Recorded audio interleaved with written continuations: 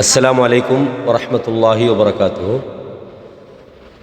இந்த வீடியோ பதிவு என்னென்னா, உங்களுக்கு தெரியும், மன்னார் மாவட்டத்தில் முசலி பிரதேச சபைக்குட்பட்ட கரடிக்குழி என்ற ஒரு கிராமம்.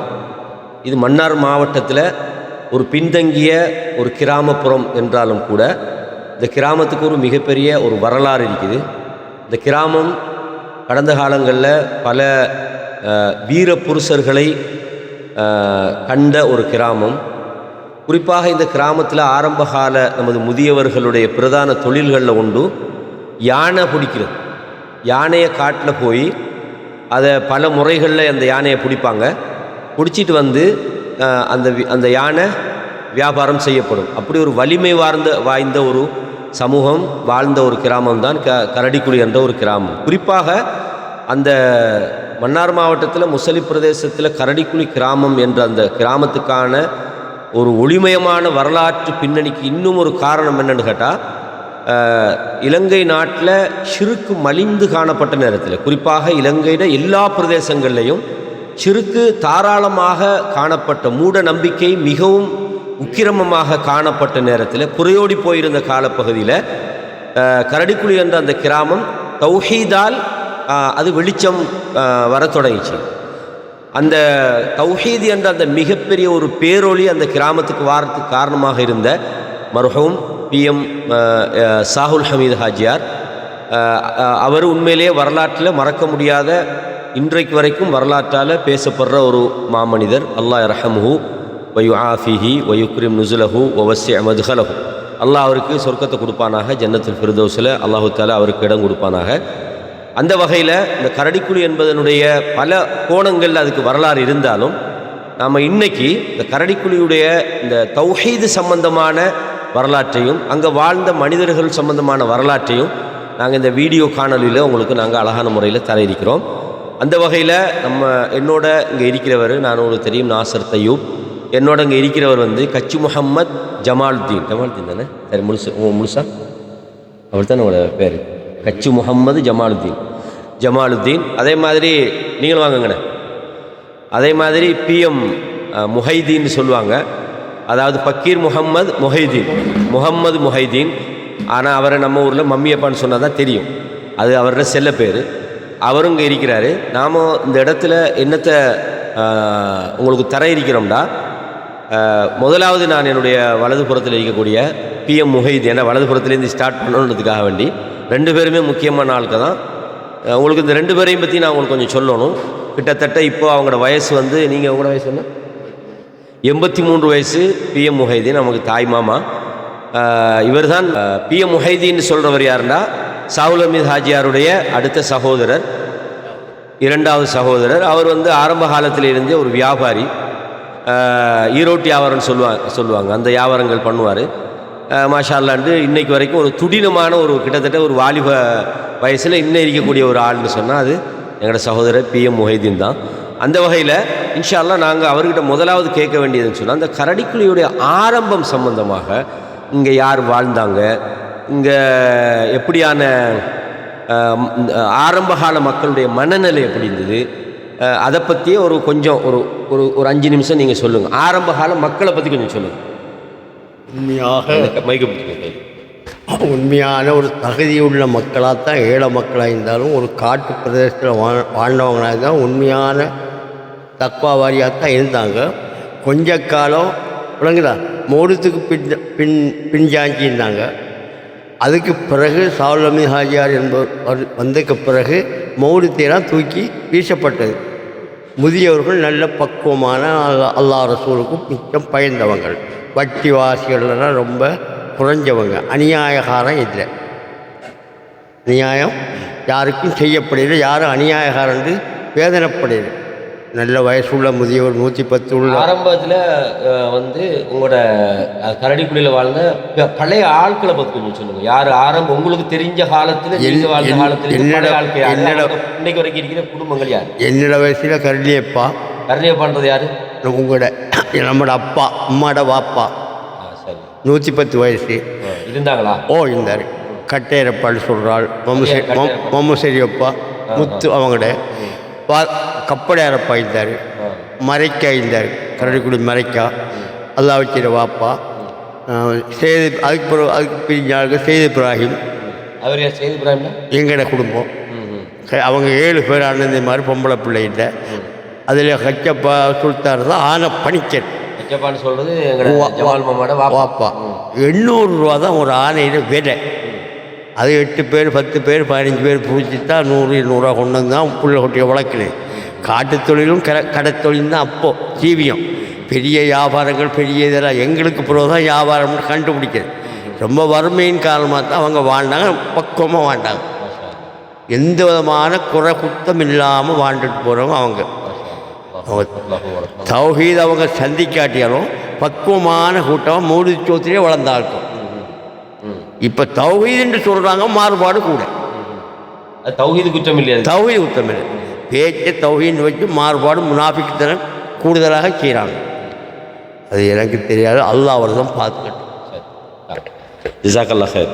இதில் வந்து நாங்கள் இந்த கரடிக்குழியுடைய இந்த ஆதி மக்கள், அதாவது ஆதி மக்கள்னு சொல்கிறது பழைய மக்கள் சம்மந்தமாக பேசிகிட்டு இருக்கிறோம். அந்த வகையில் நம்மளோட ஜமால் மாமாட்ட கேட்போம். அவங்க வந்து இந்த கரடிக்குழியில் கச்சப்பா இந்த யானை பிடிக்கிற காலப்பகுதியில் உள்ள வாழ்ந்த மக்கள், அதுக்கு முதல்ல என்ன செஞ்சாங்க? யானை பிடிக்கிறன்ற அந்த தொழில் எப்போ உருவாகிச்சு? அதுக்கு முதல்ல என்ன, அதை பற்றி தகவல் சொல்ல தெரியும் தானே? ஆஹா இல்லை. அப்போ நீங்கள் உங்களுக்கு தெரிஞ்ச காலத்தில் வாழ்ந்த பழையவங்களை பற்றி கொஞ்சம் சில தகவலை சொல்லுங்கள். அதாவது வந்து இப்போ உங்களோட வாப்பா கச்சப்பா இருந்தாங்க, சரிதானே? சமகாலத்தில் வாழ்ந்தவங்க யார், அவங்க எப்படி நடந்து கொண்டாங்க, எப்படி அவங்களுக்கு இந்த சின்னவங்க பயந்து வாழ்ந்தாங்க, எப்படி ஒரு கட்டுப்பாடான ஒரு வாழ்க்கை முறைன்னு சொல்லி கொஞ்சம் சொல்லுங்கள். வைகை பிடிச்சி நீங்கள் சொல்லுங்கள், நான் பிடிச்சிக்கிறேன். அந்த நாளையில் வாழ்ந்தவங்களோட நிலப்பாடு என்னன்னா, அவங்க பழைய ஆட்கள் அவங்களுக்கு இந்த நாகரிகமான தொழில் இதழ் விளங்காது. பொதுவாக இந்த கடைக்குழியை பொறுத்த வகையில் ஒரு நாட்டு பகுதிகளில் சேர்ந்த ஒரு சின்ன ஒரு குக்கிராமம். இப்படி பல கிராமங்கள் இருக்குது, பல மனுஷங்கள் இருக்கிறாங்க. ஆனால் எங்களுக்கு தெரிஞ்ச வகையில் சொல்ல போனால் அவங்களுக்கு இந்த நவீனமான தொழில் வாய்ப்புகள், லேசாக சம்பாதிக்கிற பிஸ்னஸ்கள், இதுகளெல்லாம் கொழும்பு யாழ்ப்பாணம் இதுகளெல்லாம் இருந்தே நாட்டுப்புறங்களில் இல்லை. இவங்க வந்து தொழிலாக தெரிஞ்சுக்கிட்டு வந்து காட்டு தொழில், கடற்தொழில், இதுகளைத்தான் இவங்க தொழிலாக எடுத்துக்கிட்டு இந்த இதில் வந்து இவங்களுக்கு இந்த மற்ற மற்றங்களை சுபீகரித்து அபகரித்து சம்பாதிக்கிற வாய்ப்பும் இல்லை, சம்பாதிக்கிற புத்தியும் இல்லை. அதால் அவங்க ஏதோ ஒரு வகையில் பக்குவமாக சம்பாதிச்சு பிள்ளோட்டிகளை வளர்த்தாங்க. அடுத்தது மார்க்க அடிப்படையில் வந்து வாப்பா செய்கிறத புள்ள செய்கிறது, புள்ள செய்கிறத பேரை செய்கிறது, இப்படித்தான் வந்துடே ஒழிய மார்க்கம்னால் என்ன, குர்ஆன் என்றால் என்ன, விளக்கம் என்றால் என்ன, அந்த இதுகள் சரியாக அவங்களுக்கு விளங்குறது இல்லை. அவங்க மார்க்கத்தை பற்றினா முகழ்த்து ஓதுறது, கத்தம் பாத்தியா ஓதுறது, இதில் தான் அவங்க மார்க்கமாக வச்சுக்கிட்டாங்க. வேண்டாம், அது வந்து சிறந்து மூடி மறைக்கப்பட்ட காலம் வந்து இவர் மரும் சாவரம் மிகாஜியார் எந்த காலத்தில் அவரோட காலத்துக்கு பிறகு அதுகளெல்லாம் மூடி மறைக்கப்படும். அதுகளை மூடி மறைக்கப்படுற நேரம் வந்து கரடிக்குழி ஒரு புகமண்டலமாக தான் இருந்தே ஒழிய ஒரு ஊர் நல்ல ஒரு கிராமமாக இல்லை. அந்தளவுக்கு மன்னார் டிஸ்ட்ரிக்டே எதிர்ப்பு, கேள்விப்பட்ட மக்களெல்லாம் எதிர்ப்பு. முக்கியமான தலைநகரம் வந்து மன்னார் தான். மன்னாரில் இருந்து எந்த பிரமுகர்கள்லாம் கரடிக்குழி இல்லை ஒரு சில வியாபாரி மகளுக்கு தொடர்பான ஆட்கள், அவங்களோட தொடர்புகளெல்லாம் துண்டிக்கப்பட்டது. காரணம் இவங்க ஏதோ வேற ஒரு மார்க்கத்தை கொண்டு வந்துக்கிறாங்க, முஸ்லீம்களெல்லாம் அப்படி இப்படின்ற ஒரு பாகுபாடு இருக்குது. அதையெல்லாம் மூடி மறைச்சாங்க. இவங்கள ஒரு ஒரு ஒரு ஒரு ஆண்மை ரீதியான ஒரு கெட்டித்தனத்தாலும் அந்த கரடிக்குடியில் உள்ள கொஞ்சம் மக்கள் வந்து அதை மூடி மறைச்சி அதுகளுக்கு போராட்டம் பண்ணி அதை போய் சீரணம் அடைஞ்சது. ஆரம்பத்தில் வந்து தௌஹீதுக்கு வந்து நம் பரகதனியா அந்த சப்ஜெக்ட் இப்போ வர. அதாவது வந்து இந்த ஆரம்பகால மக்களுடைய வாழ்க்கை முறை எப்படி இருந்ததுன்னா, அவங்க வந்து ஒரு கிராம வாழ்க்கை வாழ்ந்தாங்க. அவங்களுக்கு இந்த பரந்த தொழில் வியாபாரம் பிஸ்னஸ்கள் ஒரு குறிப்பிட்ட ஒரு சிலர் இருந்திருப்பாங்க. ஆனால் பெரும்பாலும் அந்த கிராமிய வாழ்க்கை, கிராமிய முறை, நேர்மையான வாழ்க்கை, ஒரு கட்டுப்பாடான வாழ்க்கை, இந்த மாதிரி வாழ்ந்துக்கிட்டு இருந்தாங்க. பிறகுதான் இந்த தௌஹீதுன்றது மன்னார் மாவட்டத்தில் ஸ்டார்ட் ஆகுது. நம்ம அதை ஒரு தனியாக பேசணுன்னு தான் நான் உங்கள்கிட்ட பிரேக் பண்ணினேன். முதலாவது தௌஹீது விளங்க முதல்ல இந்த தௌஹீது கரடிக்குழி மட்டுமல்ல, மன்னார் மாவட்டம் முழுக்க வாரத்துக்கு காரணமாக இருந்தவர் தான் கரடிக்குழியை பிறப்பிடமாக கொண்ட மர்ஹூம் பக்கீர் முகமது சாகுல் ஹமீத் ஹாஜியார். சாகுல் ஹமீத் ஹாஜியார் அப்படின்றவர் யாருன்னு கேட்டால், அவர் உண்மையிலே ஒரு காசிமியா புத்தளம் காசிமியா மதரசாவில் படித்து வெளியாகினாலும் கூட அவர் வந்து ஒரு ஜென்ரல் நாலேஜ், அதாவது ஒரு பொது அறிவு சார்ந்திருந்தார். அது மாத்திரம் இல்லாமல் ஒரு சமூக உணர்வு உள்ளவராகவும் அவர் இருந்தார். வெறும் மௌலவியாக மட்டும் அவர் இருந்திருந்தால் கண்டிப்பாக இந்த தௌஹீதை கொண்டிக்கலாது. அவர் ஒரு சமூக போராளியாக இருந்தார். சமூகத்துக்காக தன்னை முழுமையாக தியாகம் பண்ணக்கூடியவராக இருந்தார். அது மாத்திரம் இல்லாமல் அவர் ஒரு தைரியமான ஒரு ஆளாக இருந்தார். சமுதாயத்தில் விமர்சனங்களுக்கு பயந்த ஒரு ஆளாக இருந்திருந்தால் கண்டிப்பாக இந்த தௌஹீதை அவர் கொண்டிக்க மாட்டார். காரணம் என்னென்னு கேட்டால், அவர் போன பள்ளிவாசல்கள் எல்லாம் கழுவிக்கிறாங்க. அதே நேரத்தில் அல்லாஹு தஆலா அவருக்கு கொடுத்த மிகப்பெரிய நியாமத்து என்னென்னா, ஒரு ஹிபத்துன்னு சொல்லுவாங்க, அல்லது ஹிபத்துன்னு சொல்கிறதா, அல்லது அவரை காணும்போது எதிர்த்தவனெல்லாம் ஒரு கண்ணியப்படுத்துகிற விதமாக அவர் அல்லாஹு தஆலா அந்த பூமியில் வாழ வச்சான். அது அவருக்கு அந்த வகையில் அவரை பற்றிய ஒரு வரலாறு ஒரு சுருக்கமாக நம்ம கேட்டு பார்ப்போம். அவருடைய சகோதரர்கிட்ட அவருடைய அந்த சின்ன காலத்திலிருந்து அவர் எப்படி உருவாகினார், அவர் வந்து இந்த தௌஹீதுக்குள்ளே உள்வாங்கப்படும் வரைக்கும் உள்ள சுருக்கமான விஷயங்களை கொஞ்சம் நீங்கள் சொல்லுங்கள். எனது சகோதரனும் நானும் வயலுக்குள்ளே வெள்ளம் அமைக்கிறதுக்கு உழவு வேற செய்ய ரெடி பண்ணிக்கிட்டு போய் கலப்பையை கொழு தவறை உளுந்துட்டு நான் தேடிட்டு இருந்தேன். அவர் பொசுக்குண்டு போய் பொட்டிக்குள்ளே இந்த காசு எடுத்துக்கிட்டு கொண்ட ஜிபித்தார். ஓத போடுறது எங்களுக்கு தெரியாது. அப்போ பின்னர் 4 மணி 5 மணி ஆக முடியும். அப்போ டெலிஃபோன் அதுகளெல்லாம் ஒன்றும் இல்லை. ரொம்ப வாப்பாவும் அம்மாவும் ரொம்ப கதறிக்கிட்டது. காலையில் கொண்டச்சி தகவல் நான் காஸ்மியாவுக்கும் சாவுல் அமீது ஹாஜியாரை நான் சாவுல் அமீது அப்போ ஹாஜியாரில் சாவுல் அமீதை கூட்டி போகிறேன்ட்டு எங்களுக்கு ஒரு தகவல் மட்டும் கிடைச்சி. யார் சொன்னது? சேனை சுல்தான் முஸ்தாமுடைய வாப்பா. அவர் தகவல் அப்படி போய்த்தான் அவர் ஒதுக்கிட்டு வந்த உடனே செய்தது. எங்களோட வாப்பா கணக்கில் செய்தார். நெல் ஒரு மரக்காலுக்கு 35 ரூபா போட்டு விலை போட்டிருந்தார். உடனே புஸ்தகத்தை எடுத்து கிழிச்சி நெருப்பு வச்சார். இதெல்லாம் என் கண் மாணிக்க கூட வட்டியாக போயிடும். வட்டியாக போயிடும். அப்படி எடுக்கக்கூடாது. அப்போ நெல் 2 ரூபா விலை, ஒரு மரக்கால் நெல் 2 ரூபா விலை. இந்த காலத்தில் புஸ்தகத்தை கிழிச்சி வீசிட்டு நேர்மையாக நடந்துக்கிட்டு இப்படி போகும்போது தான் தௌஹீதுன்ட்டு ஒன்று ஏற்பாடு கொண்டுக்கிட்டு வந்தார். அதுக்கு அவர் போகிற இடமெல்லாம் அவருக்கு புலி கிடந்த ராஜ்யமாய் அப்படியான கொடுமைகள்லாம் நடந்து இப்போ அல்லாஹ் அங்கே எல்லாம் பரசாத்திரி தௌஹீதை பற்றி அப்படியான வாழ்க்கை வாழ்ந்துட்டு தான் அவர் மரணிச்சிட்டார். அவருக்கு வந்து இந்த தௌஹீத் சிந்தனை எப்படி வந்தது, எப்படி அவருக்கு தௌஹீதை கொண்டாரு, அவருக்கு தௌஹீது கொண்டு அவர் கொஞ்சம் அவங்க சொல்லட்டாரு. அதாவது வந்து இது சம்மந்தமாக 2 பேருக்குமே நல்ல தகவல் தெரியும். அதனால் ஒரு ஆள் மிஞ்சி நாள் கையில் மாஷா அல்லான்னு நாம் கேட்டு பார்ப்போம். கொஞ்சம் நேரம் அதனாலுங்க அது முடிச்சது போடுவாங்க. இப்போ நீங்கள் அந்த வரலாறு கொஞ்சம் சொல்லுங்கள். அது தௌஹீத் வந்த வரலாறு கொஞ்சம் அழகாக புரிஞ்சு கொள்ளுங்க. சரி, தௌஹீத் வந்த வரலாறு என்னன்னு சொல்ல போனால், ஆரம்பத்தில் வந்து குருநாகல் டிஸ்ட்ரிக்டில் பரகஜனியா இருந்தால் தர்வீஸ் ஹாஜியார்னு சொல்லி ஒரு ஆள். அவர் வந்து நூற்றுக்கு 90% ஒரு தொழில் வாய்ப்பாக தான் அரபு நாட்டுக்கு போனாரே ஒழிய மார்க்கத்தை படிக்கணும், மார்க்கத்தை படிச்சுக்கிட்டு போகவும் இல்லை. தொழில் வாய்ப்பாக தான் போனார். அந்த வகையில் அவர் ஒரு சிந்தனைவாதியாகவும் ஒரு அறிவுவாதியாக தான் இருந்தார். ஒரு இஸ்லாமியனாக தான் இருந்தார். அங்கே போயிட்டு ஒரு சில இந்த நடைமுறைகளை பார்த்தார். தொழுகிறது, துவா கேட்குறது, அது இதுகளை பற்றி கொஞ்சம் அந்த மக்களோட பாய்ந்து பார்த்தா இங்கே நடந்ததுக்கும் அங்கே நடந்துக்கிறதுக்கும் வித்தியாசம். சிறுக்கு பிதத்து ஏராளமாக நடந்த இடத்துல அங்கே அப்படி ஒன்றும் இல்லை.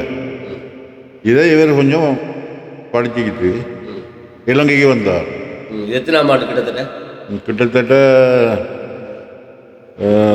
சொல்ல போனால் ஒரு 65ஆம் ஆண்டு இல்லை 65ஆம் ஆண்டு 65-70க்குள்ள 65-70க்குள்ள தான் இந்த சம்பவம் நடக்குது. இதே நேரம் இவர் சாலமி ஹாஜியார் வந்து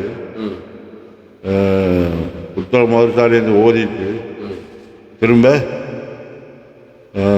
மன்னார் எந்த ஸ்கூலில் அவர் இது பண்ணது தாராபுரத்தில் ஸ்கூல் அல்மினா தாராபுரம் அல்மினா ஸ்கூலில் வந்து அவர் ஒரு மாஸ்டராக போனார். அப்படி போகிற காலத்தில் இது வெளித்தொடர்பான அவரால் வெளியாளர்களுக்கு போக வர இருக்க மாட்டார். வெளித்து வந்த இடத்துல பறக்க தனியாக போயிட்டு குழந்தை நடத்துல இப்படியான ஒரு சில விஷயங்களை கேள்விப்பட்டு இதை பற்றி கொஞ்சம் ஆய்வு எடுத்தார். அதில் கொஞ்சம் விசேஷமான ஒரு ஆள் மார்க்க விஷயத்தில் ஒரு சிந்திச்சு ஒரு ஆய்வாக எடுத்து எப்படி நடக்கணும் என்ன விஷயம் சரிப்படணும்னு சொல்லி யோசிக்கக்கூடிய ஒரு தன்மை அந்த நேரத்தில் அவர்கிட்ட இருந்தது. அதை இவர் எடுத்துக்கிட்டு திரும்ப மன்னாருக்கு வந்து மன்னாரில் இருந்தவங்கெல்லாம் பஜாரில் ஒரு பிரமுகர்கள் இருக்கிறோம். அநேகமாக அவங்க வந்து சுருக்கு புத்தகத்தில் ரொம்ப முழுவதும் ஒரு ஆட்கள். அதுக்கு காரணம் என்னென்னா இந்தியாவாசிகள். சிறுக்கு புத்தகத்தில் அவங்க முழுவதுக்கு காரணம் என்னென்னா அவங்களெல்லாம் இந்தியாவாசி. அதாவது இந்தியாவிலேருந்து தான் நிறைய இந்த சிறுக்குகள்லாம் வந்திருக்குது. ஆனால் மக்களுக்கு இஸ்லாமும் இந்தியாவிலேருந்து தான் வந்து சிறுக்கு புத்தகத்தும் இந்தியாவிலேருந்து வந்து அந்த வகையில் இவர் கதை வந்து அவங்களுக்கு எடுபட இல்லை.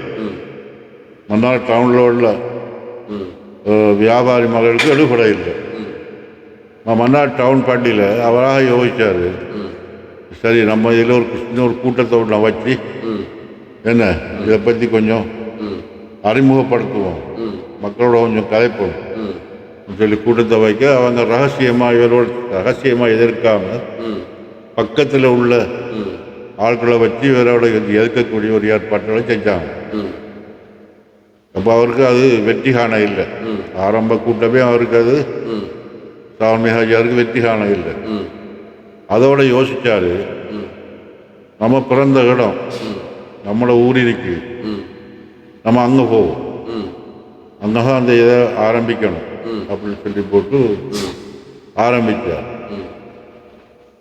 ஆரம்பித்து அங்கேயும் ஒரு கூட்டம் வச்சு அதையும் வெற்றி கண்டதுக்கு ஒரு காரணம் என்னென்னா, அவரோட குடும்பத்தில் உள்ள ஆட்கள் எல்லாம் கொஞ்சம் வித்தியாசமான ஒரு ஆட்கள், எல்லா வகையிலையும் கொஞ்சம் முற்போக்குவாதிகள். அவரோட பாப்பாட குடும்பத்தில் உள்ள ஆட்கள் எல்லாம் குறிப்பாக ஆக்கிற பேரில் கொஞ்சம் சொல்லுங்கள், முற்போக்குவாதிகள். அந்த வகையில் இவருக்கு அது கொஞ்சம் வெற்றி கண்டு சாதகமாக இருக்குது. இப்போ மற்ற குடும்பங்களில் உள்ளவங்கள்லாம் எதிர்க்க இயலாது, எதிர்த்தாலும் அது ரகசியமாக தான் எதிர்க்கணும், பகிரங்கமாக எதிர்க்க இயலாது. அப்படி ஒரு கட்டத்தில் அதுதான் அதையும் வெற்றி கண்டார். பொதுவாக வெற்றி கண்டதுக்கும் காரணம், அவர் வெற்றி கண்டதுக்கு காரணம் என்னென்னா, அதே கிராமத்துக்குள்ள அவரோட ஒரு வருகையாக இருந்தது ஒரு 3-4 பேர் தான். வருகையாக இருந்தது மட்டும் அதில் நீங்களும் ஒரு ஆள். மூணாவது பேர் தான் இருந்தது. அதில் வந்து நான் சொல்ல போனால் மேம்படுத்தி சொல்லையில் காலையில் அல்லாத்தால ஆண்டவன் அந்த நேரம் அந்த வயசில் ஒரு சில செல்வாக்குகளை நமக்கு தந்திருந்தான். இந்த ஒரு சில பண செல்வாக்குகள், வெளி இடங்களுக்கு போக வேண்டிய வரக்கூடிய மாதிரி வெளி சூழல்கள் அது தந்திருந்தான். அந்த வேலை அவருக்கு நான் ரொம்ப ஒரு பக்க உதவியாக இருக்கேன். என்னெல்லாம் முழு நம்பிக்கையை வச்சிருந்தார் எல்லா வகையிலையும். என்ன அது அவருக்கு ஒரு முக்கிய காரணமாக அமைஞ்சிட்டு அந்த அல்லாத்தால அந்த வகையில் இன்றைக்கி நம்ம நல்லா இருக்கிறோம். நம்மளும் நம்ம உள்ள விட்டியும் அந்த அது தவிர என்ன 2 பேர் நீங்கள் சொன்னீங்களே, ஒரு அண்ணளவா ஒரு 3 பேரை நீங்கள் 3-4 பேர் தான்.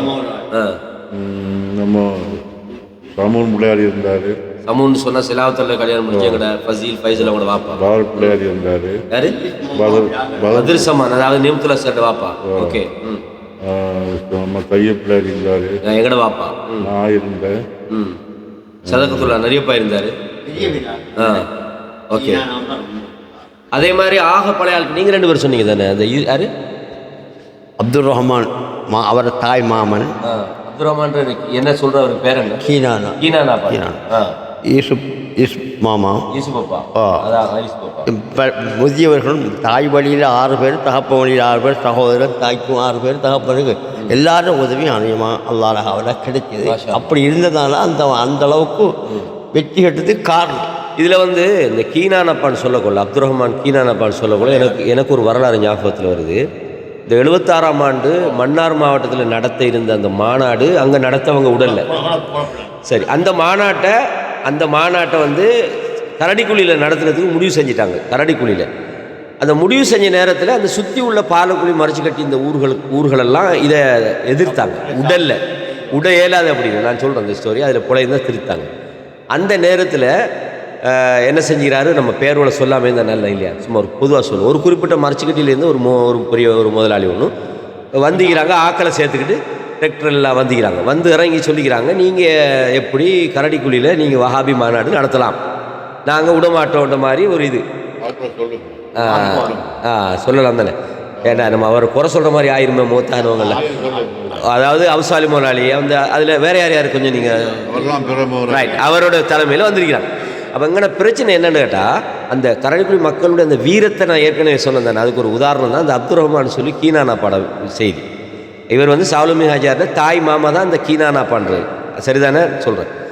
அவர் வந்து என்ன செய்கிறாருண்டா, இப்படியே பார்த்துக்கிட்டு இருக்கிறார் கையை கட்டி. அவர் ஒசரமான ஹைட்டான ஆள், தைரியமான ஆள், பார்த்துக்கிட்டு இருக்கிறாரு. இப்படி அவுசாலி முதலாளிக்கு இவங்களுக்கு இடையில் பேச்சுவார்த்தை போகுது. அந்த பேச்சுவார்த்தை டைமில் நீங்கள் இருந்தீங்களா பக்கத்தில்? ரைட், யார் இருந்து கொஞ்சம் தகவலை மட்டும் சொல்லுங்கள். அங்கே இருந்த ஆளுக்கு யார் குறிப்பாக நம்ம முக்கியமான ஆட்களை கொஞ்சம் சொல்லுங்கள். நீங்கள் இருந்தீங்க, வேற யார் இருந்து? நாங்களும்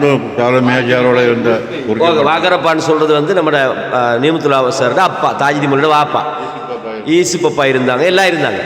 அப்போ இந்த சம்பவம் நடந்துக்கிட்டு போது கீனானப்பா என்ன செய்யறாங்கன்னா, ஒரு பெரிய கம்பனை கொண்டு வந்தாரான், சரிதானே. ஒரு கம்பனை கொண்டு வந்து இந்த பாருங்க, இங்கே வாங்க, அப்போ தான் வீடியோவுக்கு தெரியும்.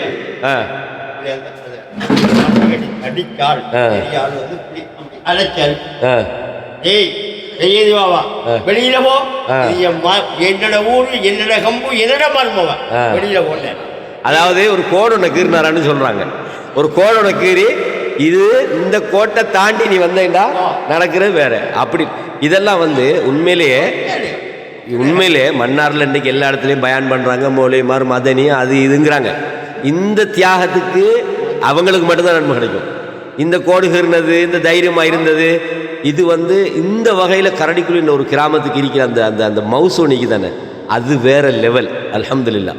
நான் இதை வந்து ஊரை போடுறதுக்காக சொல்லலை. அந்த நேரத்தில் இந்த மாதிரியான வரலாற்று ஆட்களெல்லாம் வாழ்ந்து, ஆனால் இன்னைக்கு இந்த ஊரை நினச்சா கொஞ்சம் கவலையாயிக்கு. அது வேறு, நம்ம கடைசியாக சொல்லுவோம், சரிதானே. வா யார் மூணாப்பா, அதாவது முகமது காசிம். மூணாம்னா எங்களோட வாப்பாட வாப்பா.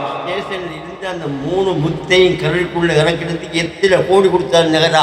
ஆமாம், அந்த நேரத்தில் வந்து இதெல்லாம் நம்ம சொல்கிறதுக்கு மெயின் காரணம் என்னென்னு கேட்டால், இந்த ஊரை பற்றி பெருமை பேசுகிறதுக்கு அல்ல, இப்படி ஒரு ஒரு ஒரு ஹைலைட் பண்ண வேண்டிய ஒரு ஊர் தான் கரடிக்குழின்ற ஊர். மாஷா அல்லாண்டு. அதே மாதிரி கொஞ்சம் நெல்லுங்க வரேன். இந்த அப்போ அதோட அந்த சப்ஜெக்ட் க்ளோஸ்.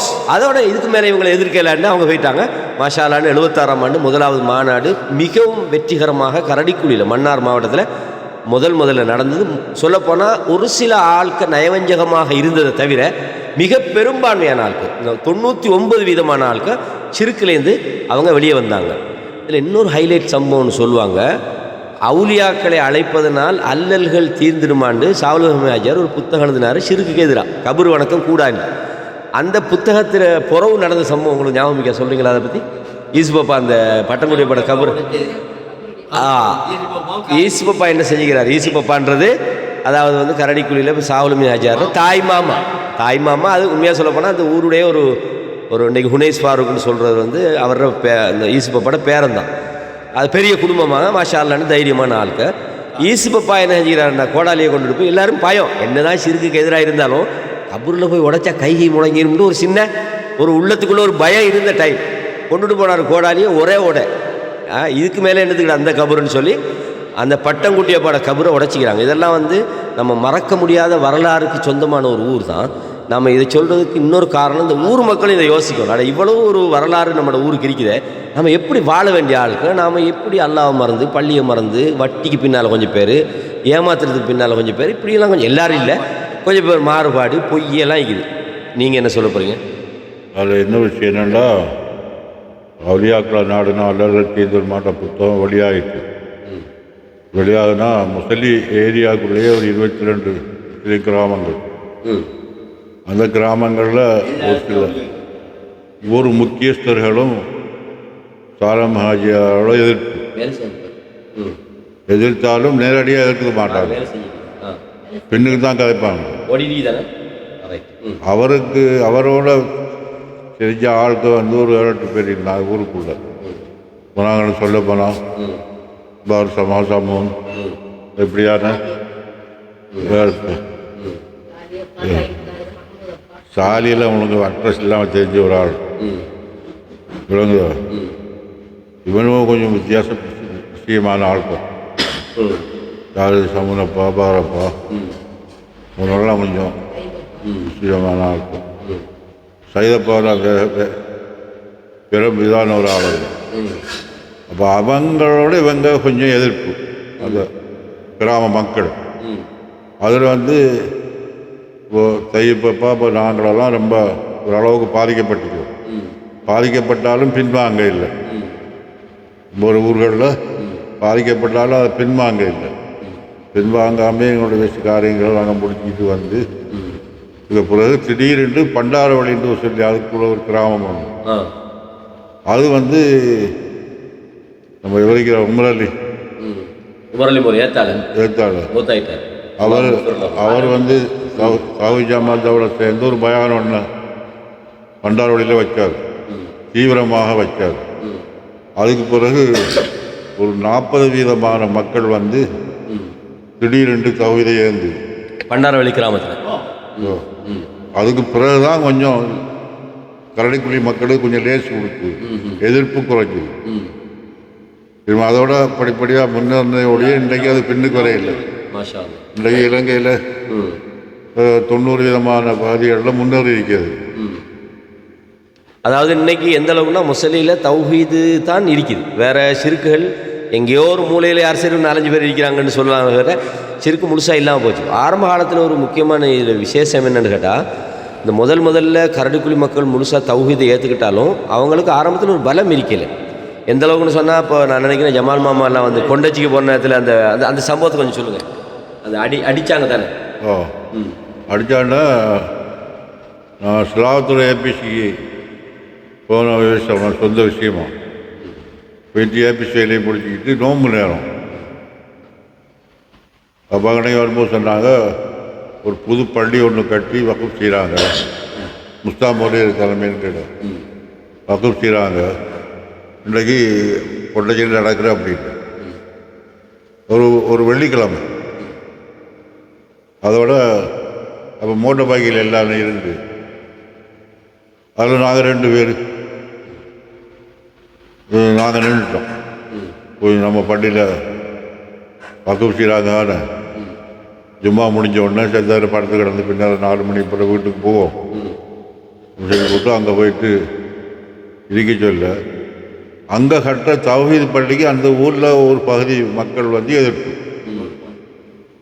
3 பகுதி மக்கள் எதிர்ப்பு. ஒரு பகுதி 4 பகுதியில் ஒரு பகுதி தான் அந்த தௌஹீத் பள்ளியை கட்டுது. அதெல்லாம் நாங்கள் தொலை போகிறோம். அவள் பயான் முஸ்தாம் முறவை தான் பயான் ஒரு அரைவாசி பயான் போயிட்டு சொல்ல. அப்போ கேட்குது, எங்களுக்கு இந்த வாரானுவோ அடிக்க வாரானுவோ பொண்ணோட வாரானுவோ கப்போட வாரானு கேட்குது. அதனால பள்ளிக்குள்ளாக இருந்தோம். பள்ளிக்குள்ளே இருந்தால் பள்ளிக்குள்ளே இருந்த ஊரவனு வழியை ஓடிட்டா அசலூர் ஆட்கள் இருந்த ஆளுக்கு வெளியே ஓடிட்டாங்க. நான் கடைசி மட்டுக்குமே நான் எழும்ப இல்லை. நான் கடைசி மட்டுக்கும் நான் எழும்ப இல்லை. பயான் இறங்கிய பிறகு நானும் இறங்கிட்டு வெளியில் போனோம். இப்போ அவனு கொஞ்சம் கலைச்சப்படுத்தி ஆட்கள்லாம் ஓடிட்டானு பேசுகிறாங்க. இப்போ நாங்கள் இப்போ இறங்கிட்டு ரோட்டுக்கு போனோம். ரோட்டுக்கு போகிற இடத்துல பெரிய பொல்லை கொண்டு 2 பேர் எல்லோரும் ஓடினா. இப்போ நான் தான் ரோட்டில் நிற்கிறேன். நான் பயப்படே இல்லை, தைரியமாக தான் நிற்கிறேன். அப்போ நம்மளோட மோட்டர் பைக்கிலையும் ஒன்று இருந்து, அந்த பெரிய பைக்கில் ஒன்று, அந்த பைக்கில் பிடிக்காப்புல நான் நிற்கிறேன். இவன் 2 பேரும் நம்மளை அடிக்க வரோம். அடிக்க வந்தால் நான் சொன்னேன், நம்மளை மேலே கை வச்சா கொண்டு கொடுக்கணும், உசுறு வச்சீங்க, நீங்கள் குடும்பமே இருக்க மாட்டேங்க, உங்களோட குடும்பமே இருக்காது, யோசிச்சு நடந்துங்க. அதோட அவனும் டக்குன்னு நின்றுட்டாங்க, நின்று போயிட்டாங்க. அதுக்கு பிறகு நான் உடனடியாக ஸ்ராவத்துறை போயிட்டு அந்த எல்டிடி நேரம் அது அதில் ஒரு பெரியவன் இருந்தான், அவனை பிடிச்சி ஒரு சில நடவடிக்கை எடுத்தேன். அவன் வாங்கிட்டு வைக்கிற அந்த நான் இருந்த ஏரியாவுக்கு கதைச்சான், முள்ளி கொடுத்து கதைச்சா. நான் இருந்த ஏரியாவுக்காக நமக்கு கொஞ்சம் ஐக்கியமான ஒரு ஆள். அவன் அங்கே வர சொன்னான்.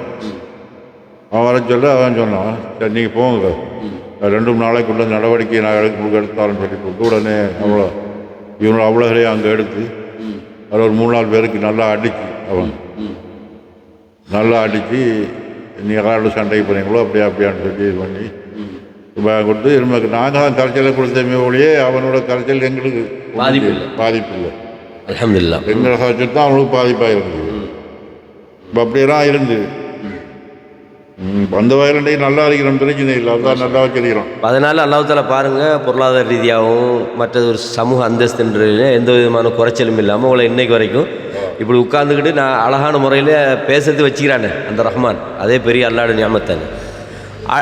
அடுத்த விஷயம் என்னென்னு கேட்டால், இந்த தௌஹீத் வரலாறுக்குள்ள சில விஷயங்களை நம்ம என்னமோ சொல்ல பார்த்தீங்க தானே. இப்போ என்ன சொல்ல பார்த்தீங்க நீங்கள்? எதோ சொல்லுறதுக்கு வாய் எடுத்தீங்க, நாங்கள் மைக் எடுத்துகிட்ட மாட்டேங்குது. தௌஹீத் பானக்கம்மின்னு தான் போய் மாஸ்டர் வாப்பா கொண்டு போய் தான் சம்பூர்ணமாக வெற்றி எடுத்துக்கிட்டு வந்து தான் துவங்கினது. அதுலேருந்து தான் துவங்கி ஏற்பாடு பண்ணி கூட்டாளத்தை வச்சது. சரி, சாவுலமையாச்சாருக்கு இந்த சிந்தனை உருவானதுக்கு காரணம் நீங்கள் சொன்ன மாதிரி இந்த பரகாந்தி நாங்கள் போனது, அது ஆய்வு செய்வாரேன்னு அவர் ஆய்வு செய்வாரேண்ணா. சரி, அடுத்தது வந்து இந்த நீங்கள் ஆரம்பத்தில் சொன்னீங்க தானே, இந்த கரடிக்குழியில் வந்து இப்படி மாநாடு நடத்துறதுக்கு நாங்கள் அதில் எங்களோட உள்ள நடத்த போகிறோன்னு முடிவெடுத்து அவங்க போனதுக்கு அப்புறம் அடுத்த ஏதோ ஒரு பிரச்சனை நடந்ததா சொன்னாங்களே, அது ஏன் நடந்தது? ஊருக்குள்ளே ஏதோ கொஞ்சம் சில குழப்பங்கள் உண்டாக்கினாங்களே. வேணாம், சரி, அது நம்ம சில இல்லை அது வேணாம், அது சப்ஜெக்ட் விட்டுருங்க. சரி, இது தவிர ஆரம்ப காலத்தில் கரடிக்குழியில் சௌலமே ஆஜியார் வந்து முதல்ல தௌஹீதை சொன்ன உடனே அந்த மக்கள் இவர் சொல்கிறது சரின்னு நம்பினாலும் கூட அதை உறுதிப்படுத்துறதுக்காக வந்து புத்தளம் காசிமியா பெரியாசிரத்திட்ட போனாங்களே, அந்த சம்பவத்தை கொஞ்சம் சொல்லுங்கள். அது வந்து ஊருக்குள்ளே 2 பாட்டி ஆகிடுச்சு. சாலமி ஹாஜியார் ஊருக்குள்ளே 2 பாட்டி எங்களோட ஊருக்குள்ளே. அதில் ஒரு சில உரமாக்களும் ஒரு பாட்டிக்கு சேர்ந்துட்டாங்க. எல்லாரும் ஒன்று கூடி இப்போ நாங்கள் சமரசமாக ஒரு முடிவெடுத்தோம். சாலமி ஹாஜியாரான இதை சொல்கிறாரு, நம்ம அவரை கூட்டிக்கிட்டு புத்தளம் காசிமியா மாமுவசத்துக்கு போவோம். அதாவது ஏரியா டிஸ்ட்ரிக்டே அவர் கொஞ்சம் மரியாதையான ஒரு ஆளாக்கிறார். யார்? மாமுவர் சொல்லிக்கிறார். புத்தளம் வந்து சிறுக்கு பிதத்தால் ஒரு நிறைஞ்சி முழுவதும் ஒரு ஊர் அந்த நேரத்திலே. அப்போ அவர் கொஞ்சம் கட்டுப்பாடாக தான் இருக்கிறார். காரணம் என்னென்னா, அவர் கட்டுப்பாடாக இருக்கிறது காரணம் என்னென்னா, அவர் வெளியே சொன்னால் அவரை வெட்டி போடுவாங்க. அந்தளவுக்குள்ள வசதிக்காரங்கள்லாம் மோல்த்து கத்தத்தோடையும் பாத்தியாவோடையும் இருக்கிறான். முகமது அசரத்து வந்து உண்மையை வெளியே சொன்னால் அவங்களுக்கு அது பெரிய எதிர்ப்பு. பெரிய ஊர் வேறு, சின்ன ஊர், பெரிய ஊரும் கூட. அந்த வகையில் அவர் கொஞ்சம் அமைதியாக இருந்தார். இப்போ நாங்கள் போயிட்டோம்,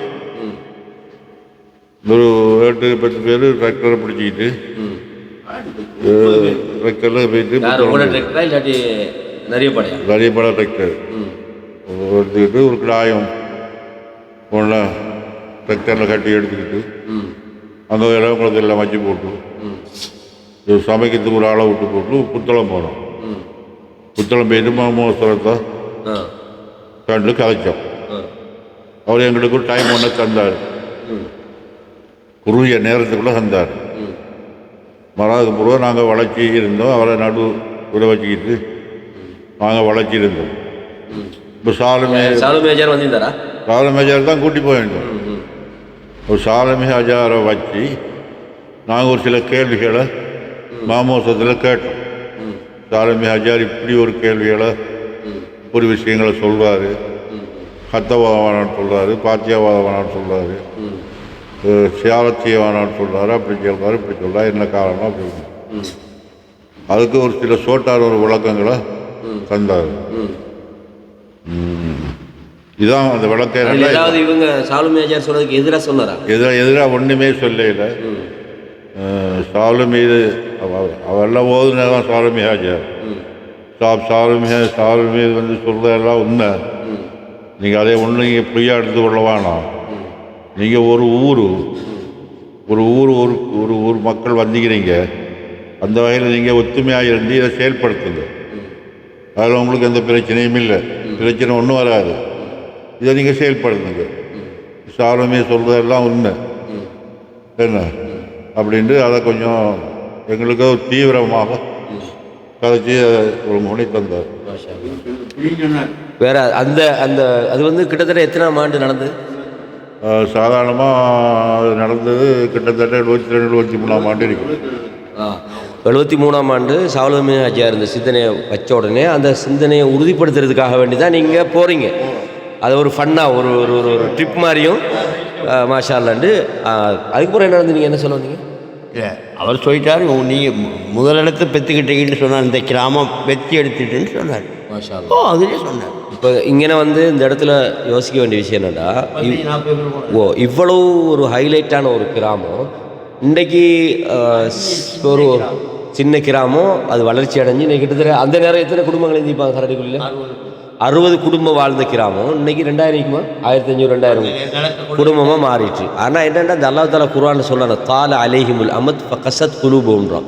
காலங்கள் நீண்டு செல்ல செல்ல அவங்களோட உள்ளங்கள் இறுகி போயிட்டு இந்த பனு இஸ்ரேல் சமுதாயத்துக்கு சொல்கிறான். அதாவது பனு இஸ்ரேல் சமுதாயம் ஆரம்பத்தில் நல்ல அல்லாஹ்வுக்கு நன்றி உள்ள சமுதாயம். இப்ராஹிம் அலைஹிஸ்ஸலாத்துல பரம்பரை. அவங்களுக்கு அல்லாஹ் தஆலா ஃபத்தல்னாக்கும் அனில் ஆலமீன் தான், அந்த உலகத்தில் உள்ள எல்லாரையும் விட அவங்களுக்கு நம்ம சிறப்பு கொடுத்தோம்ட்டு அவங்களுக்கு அல்லாஹ் சொல்கிறான். காலம் நீண்டு சென்ற போது அவர்கள் என்ன செஞ்சிட்டாங்க, அவங்களோட உள்ளங்கள் எல்லாம் இறுகி போய்விட்டு. கிட்டத்தட்ட அன்னைக்கு நீங்கள் பார்த்த இந்த சமுதாயத்துக்கும் இன்னைக்கு பார்க்குற சமுதாயத்துக்கும் இடையில நீங்கள் என்ன வித்தியாசத்தை பார்க்குறீங்க?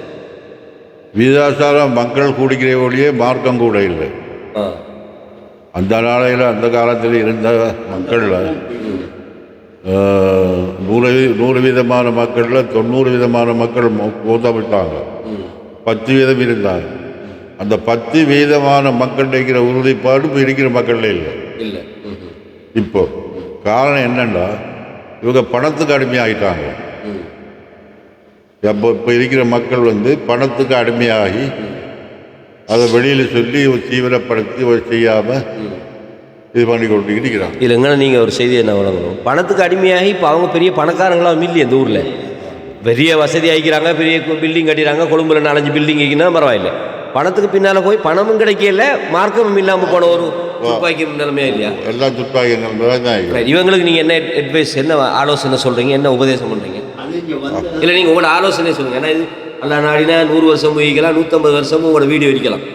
புறவார மக்கள் இது கேட்க போகிறாங்க. அதுக்காக தான் கேட்குறேன். இந்த ஜெனரேஷனுக்கு நீங்கள் சொல்கிற உபதேசம் என்ன? கடைசி மட்டுக்கு அவங்களுக்கு வெற்றி அளிக்காது. இப்போ இருக்கிற ஜெனரேஷனுக்கு வந்து கடைசி மட்டுக்கு வெற்றி அளிக்காது. அவங்களுக்கு அந்த விமோசனம் இருக்காது. அதோட பறக்கத்தான் அவங்களுக்கு இருக்காது. ஆனால் அவங்க என்ன செய்யணும்னு சொல்கிறீங்க நீங்கள்? இவங்க திரும்ப உள்வாங்கி இது என்னென்று பரிசீலித்து இருக்கிற மக்களோட ஒத்து இது செயற்படுத்தும். அதாவது அந்த மார்க்க விஷயங்களை அவங்க மறுபடி அவங்களோட உள்ளத்துக்குள்ளே கொண்டுட்டு வரணும். அதை அவங்க நடைமுறைப்படுத்தணும். அதை அவங்க செய்யணும். அதானே அப்படி நடைமுறைப்படுத்துறதுக்கும் உலமாக்கள் இப்போ இருக்கிறாங்க. இல்லாமல் இல்லை, இப்போ இருக்கிறாங்க. அந்த நேரம் ஒரு 10 வீதம் இருந்தாலும் கூட இப்போ 20 வீதமாவது உலமாக்கள் இப்போ இருக்கிறாங்க. அவங்களோட சேர்ந்து மற்ற மக்கள் வந்து அதை ஒன்றுபடுத்தி பண்ணால் கொஞ்சம் நல்லா இருக்கும். இஸ்லாம் கொஞ்சம் தீவிரமான செயற்பாட்டில் நல்லா இருக்கும். மற்ற அந்நிய மக்களும் இஸ்லாத்துக்கு வரக்கூடிய மாதிரி இருக்கும். இப்படி வந்தான். குறிப்பாக நாம் பேசிக்கிட்டீங்கன்னா நம்மளோட கிராமத்தை பற்றியும், நம்மளோட கிராமம் வந்து அயல் கிராமங்களோட ஒப்பிட்டு அது ஆரம்பத்தில் செஞ்ச தியாகத்தை பற்றியும் தான். இதில் நீங்கள் என்ன சரி சொல்கிறீங்களா?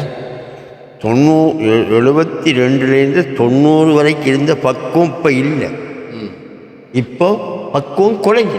சரி, நாம் வந்து குறைபாட்டு சொல்லிய வேலையிலேயே அதை நிவர்த்தி செய்யறதுக்கான அதுக்குரிய தீர்வு இன்னொருக்கா திரும்ப இந்த இடத்துல நடத்தணும். பயிரங்கம் ஒன்று கூட்டம் போட்டால் தான் பல ஊர்லேருந்து ஆட்கள் வருவாங்க. அது ஒரு புரோகியமாகவும் இருக்கும், விசேஷமாகவும் இருக்கும். நீங்கள் சொல்லுங்க. அதே மாதிரி 76ஆம் ஆண்டு நடந்த மாதிரி 72ஆம் ஆண்டு நடந்த மாதிரி இங்கே ஒரு பெரிய மாபெரிய கூட்டம் ஒன்று வைக்கணும். ஒரு நாளைக்கு 2 நாளைக்கு வச்சாலும் பரவாயில்லை. அப்போ தான் எல்லாரும் திருந்துவான். சொல்லுங்கள், அது பிரச்சனை தேவைப்பட்டது. ஆ நமக்குள்ள ஒரு ரைட். சொந்த கால் இல்லை இது முடிச்சுட்டு வரும். அதுக்கு நம்ம இதை முடிச்சிடுவோம் இப்போ. சரிதானே? ரைட். இப்போ நம்ம இவ்வளோ நேரமும் பார்த்தது சுருக்கம். இது நீள பேசுகிறேன்டா இன்றைக்கி ஃபுல்லாக பேசுகிறதுக்கு தகவலிக்கும். கரடிக்குழியோட ஆரம்பம் எப்படி இருந்தது, அங்கே உள்ள மக்கள் எப்படி இருந்தாங்க, அவங்களோட மனநிலை எப்படி இருந்தது, அந்த பழைய மக்கள் எப்படி வாழ்ந்தாங்க, அதை சுருக்கமாக பார்த்துக்கிறோம். அதே மாதிரி கரடிக்குழிக்கு தௌஹீது எப்படி வந்தது, அதில் பின்னணி என்ன, அதை யார் கொண்டாந்தாங்க, அதில் முன்னின்றவங்க யார், அதுக்கு என்னென்ன எதிர்ப்புகள் வந்தது, அந்த எதிர்ப்புகளை எப்படி சமாளித்தாங்க, அதில் குறிப்பாக வந்து பழைய ஆட்கள் நம்ம மறுபடியும் ஞாபகப்படுத்தணும். நம்மளோட பக்கத்தில் இருக்கக்கூடிய கேஎம் ஜமாலுத்தீன் உட்பட அந்த காலத்தில் பத்ரு சமான் என்று சொல்லக்கூடிய வதரப்பான்னு சொல்லுவாங்க. அதே மாதிரி நம்மளோட சமூன் யார் வந்து எங்களோட இவர் நாவனப்பாட சமூன். அதே மாதிரி வேறு யார் ஆக்கள் ஒன்று நான் ஞாபகப்படுத்துங்க, நம்ம அவங்களுக்கு அது செய்வோம். வேறு யார் சும்மா அதாவது சாதாரணமாக சின்ன லெவலில் இருந்து நம்மளோட சாலியப்பா மாதிரியான ஆட்கள்லாம் நிறைய சப்போர்ட் பண்ணாங்க. ஏன் ஜப்பாரப்பாவோட அந்த நேரத்தில் கொஞ்சம் காவலுக்கெல்லாம் இருந்தான்னு சொன்னாங்க. அந்த மாதிரியெல்லாம் நிறைய பேர் இருந்திருக்கிறாங்க. இப்போ அவங்க உயிரோடு உள்ளவங்க இருக்கிறாங்க, அதே நேரம் மூத்தாகனங்கள் இருக்கிறாங்க. மூத்தாகனுக்காக நம்ம துவா செய்யணும். உயிரோடு உள்ளவங்களுக்கு அல்லாஹ் தஆலா இன்னும் அந்த நேர்வழி அதிகப்படுத்தணும்னு நம்ம சொல்கிறோம். அப்போ இதுதான் இந்த கரடிக்குழியுடைய அந்த தௌஹீதோடு சம்மந்தப்பட்ட அந்த மக்களோடு சம்மந்தப்பட்ட வரலாற்று சுருக்கம். இது விரிவாக பலர் எழுதிக்கிறாங்க. இன்ஷா அல்லாஹ் இன்னும் எழுதுவாங்க. நாம் இன்னொரு வீடியோவில் நாம் ஏனைய விஷயங்களை நாம் பரிமாறிக்கொள்வோம்.